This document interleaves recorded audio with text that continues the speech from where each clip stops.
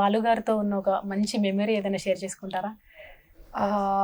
So నేను ప్రణయ రాగవాహిని పాట ఆయన పాడారు ఒరిజినల్గా. So one of the singers original party. So అది పాడేటప్పుడు అంటే చాలా ఉన్నాయండి. ఇది నాకు మెమరబుల్ అనిపించింది. One of the memorable moments. పాడేటప్పుడు ఒక గమకం కూడా ఒక సంగతి పాడుతుంటే ఆయన చాలా హ్యాపీగా అయ్యారు నేను పాడే టైంలో. తర్వాత దాని గురించి ఏమలేదు, బట్ బాగుందన్నారు. But just the look on his face made my day. ఆ రోజు ఎపిసోడ్కి నాకు భలే అనిపించింది పాడేటప్పుడు. అంటే ఓకే, ఐ డోంట్ నో ఆయన అలా ఎందుకు అన్నారు అని తెలియదు, కానీ ఆయన హ్యాపీ అవ్వడం చూసి నేను హ్యాపీ అని. So that was one of the best. ప్రణయ రాగవాహిని ఒకసారి పాడండి.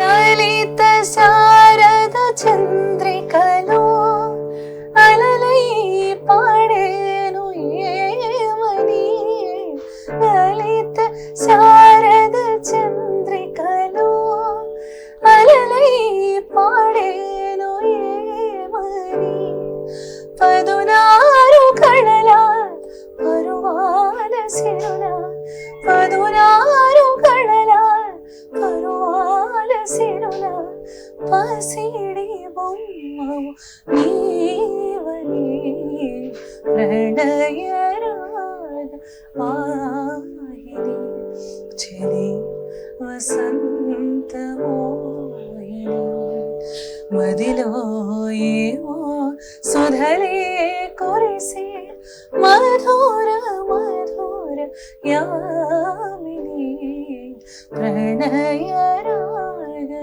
జీవన ప్రియ వసంత మోహన. ఆ వాయిస్ లో ఏదో షార్ప్నెస్ ఉంది. అసలు ఏం తింటారు మీరు? మామూలు ఫుడ్ ఐస్ క్రీమ్స్ దొరికిపోయారు ఐస్ క్రీమ్స్ తినేటప్పుడు. నాకు ఐస్ క్రీమ్స్ చాలా ఇష్టం. తింటారా? Sweet tooth. తిన్నప్పుడు అది ఏమవ్వదా మరి? అది నా అంటే నాకు అనిపించేది ఏంటి అంటే అంత ఇక్కడ ఉంటుంది, బట్ డెఫినెట్లీ కేర్ తీసుకోవాలి. That's there. మరి పాట పాడాల్సిన ముందు అంటే ఆ రిస్కులు తీసుకోండి ఎప్పుడైనా. మధ్యలో షూటింగ్ కి గ్యాప్ ఉన్నప్పుడు ఎంతసేపు జరిగేది షూటింగ్? ఇండియన్ ఐడల్ షూట్ అండి మాకు పొద్దున సాయంత్రం.